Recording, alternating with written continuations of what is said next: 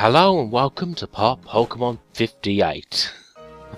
Or Pokemon Part 58 as I should call it.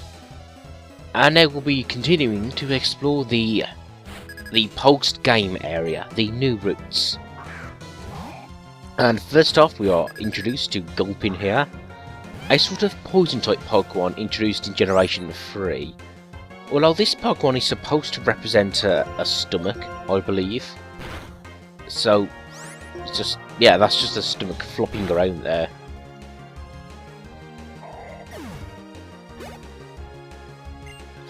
Drifloon here, the ghost flying type Pokemon that resembles a balloon. Again, this sort of goes into my idea that I think ghost types in Pokemon not only represent actual ghosts, but beings that are made up of intangible stuff. Like here we have a jellyfish Pokemon, because jellyfish are mostly made up of water. And of course balloons are mostly made up of air, obviously, so we have a balloon ghost Pokemon. Oh, and Spheal, because he's a sphere and a seal. Yeah, we already have Seal. Yeah, I think Gen 3 is when they started repeating ideas. Which, I guess it's okay to repeat some ideas, it just depends on how you do it, really. And a Swablu was some kind of... oh yeah, it's a normal flying type that evolves into a dragon type. Although, unlike most dragons, it's not really overpowered. It's still fairly decent, though. Yeah, so I'm trying to remember if it is a dragon type. And turns out it's not.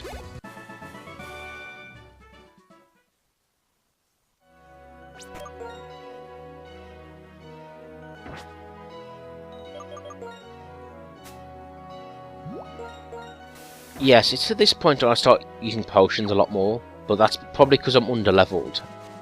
And in my defense, all the trainers Pokemon jump up to level like 65, as you can see. But then again, you can also see as I'm leveling up, I'm also closing the gap. So, yeah, pardon me.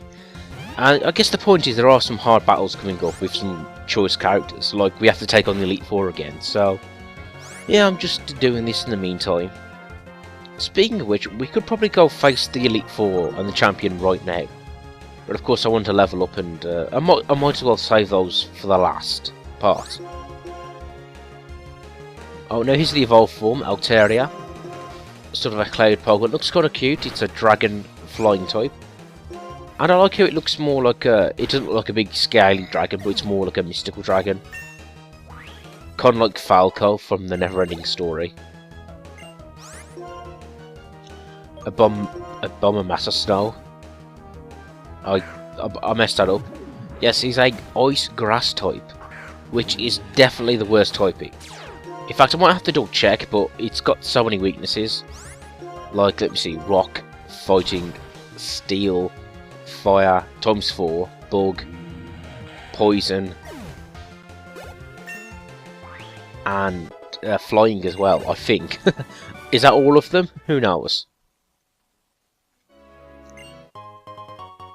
But yeah, that Pokemon does have the ability to summon a hailstorm, which would work in its favour. And I suppose it would be good if you were building an ice team. But honestly, you know that Pokemon needs to be an Uber. It needs to have ridiculously good stats to balance out its typing. Oh, then just, if you want a battle, just walk up to it, don't just run around in circles.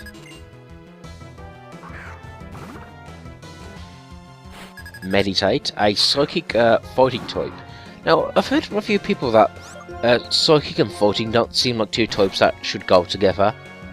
But it sort of makes sense to me. I mean, you have to train your mind and body to be a pro fighter. Not that I would know. Oh, Hitmontop. Fuck this guy. We have Hitmonlee based off Bruce Lee, Hitmonchan based off Jackie Chan. You know, one kicks, one punches, and then you have this fucker that just spins on his head. You look a twat. So, yeah, no, that's why I don't like it. I just think it's stupid. I don't know what the third one could have been called. Or what his gimmick could have been. Hmm. Like you could have, like, say one kicks, one punches. You could have one that sort of wrestles, and it could have named it after some famous judo star or something. But anyway, enough of my hatred of Hitmontop. Mitchell levels up again, level 60. Getting quite buff there, aren't you, Mitchell? Yeah, as you can see, the design of the routes have gone a lot more rougher. It's not just a straight path. I guess it does communicate the idea that we're travelling on a frontier, if you will, or we're definitely in the wild of this region.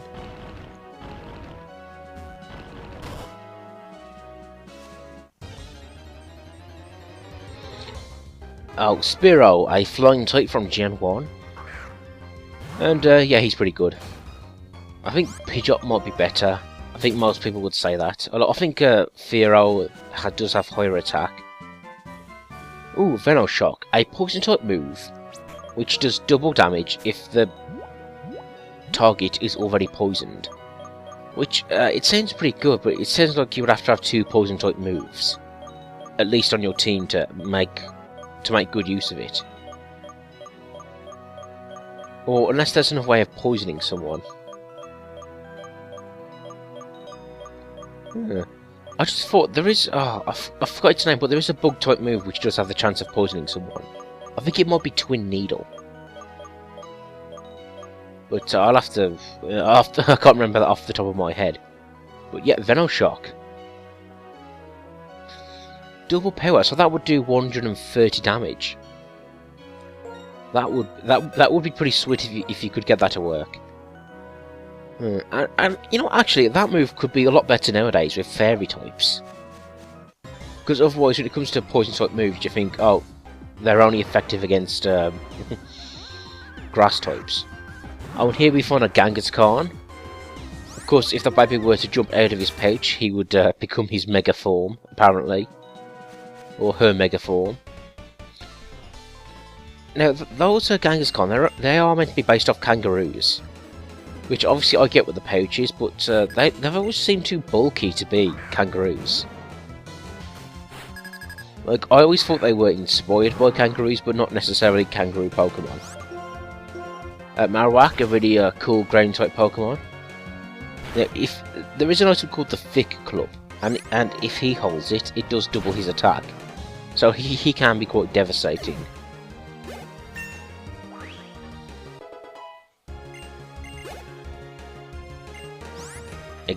Executor, a grass psychic type. I want to say it's decent, but I can't help feeling with bug types. It just, well, for a start, bug moves do 4 times damage. So yeah, unfortunately he's not as good as he used to be. He was probably a lot better in Gen 1, as I recall.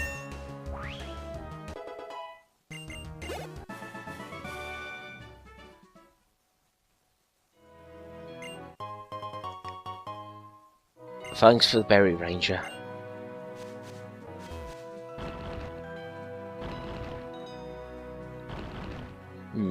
And I do like these puzzles that you get on this route. It does require you to think about strength a lot. It's definitely more puzzly.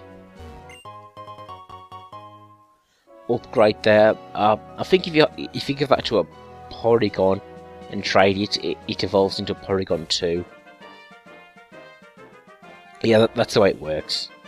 And then they had to introduce another item to evolve it into its final form, Porygon Z. Hippowdon, a sand hippopotamus, it sometimes has the power to summon a sand stream in battle. I used to use one of these a lot in Gen 4. Although, yeah, the sandstorm used to just drag out the battles a lot, really.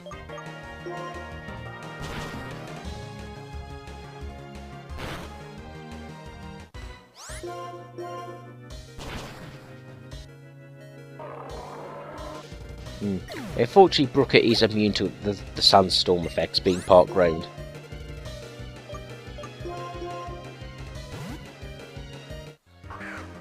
Oh, here we have Onix, the classic Rock Snake Pokemon. Let me see his Rock Snake against my Grass Snake. I wonder who's going to win. See, that Pokemon should be really threatening, but just almost any grass and water type move can take him down fairly quickly. Gligar. I'm still not 100% sure what this creature is. It's sort of a ground flying type, and I think it's like a bat or a gargoyle or a flying scorpion. It's probably based off some sort of tick. Yeah, see, the thing is, I still want a good ice move, but I still haven't found the Ice Beam TM yet.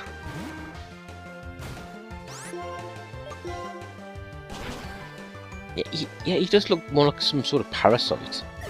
Like something you would see under a microscope. Like a flea or something.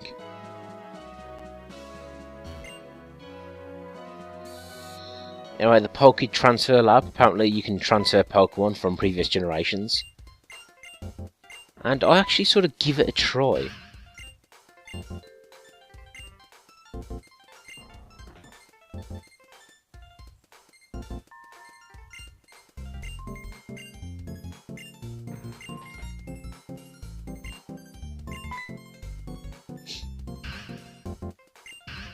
I'm just reading the dialogue.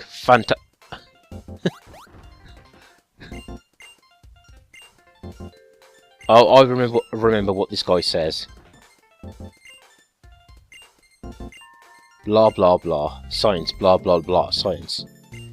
Hey, is this an episode of Star Trek Voyager with all this techno babble?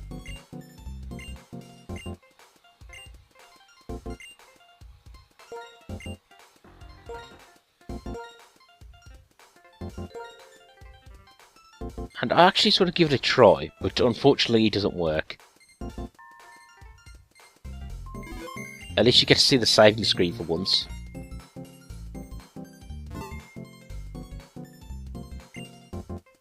Alonzi! I love that. That does remind me of the 10th Doctor's catchphrase there. And yes, he did actually say it if you missed it, because the text was moving so fast. He does say Alonzi, which is French for let's go.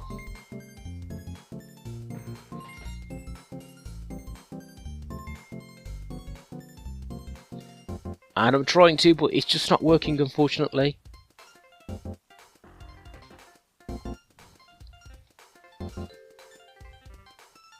And yeah, this is unfortunately one of the issues you get with an emulator. Now, I remember in Gen 4, there was a place where you could transfer Pokemon from a Generation 3 to Generation 4 in that case. And because if you remember, the Nintendo DS does have an extra slot for Game Boy Advance games, so yeah, that's where it comes from, the fact that you could have had two in the same one.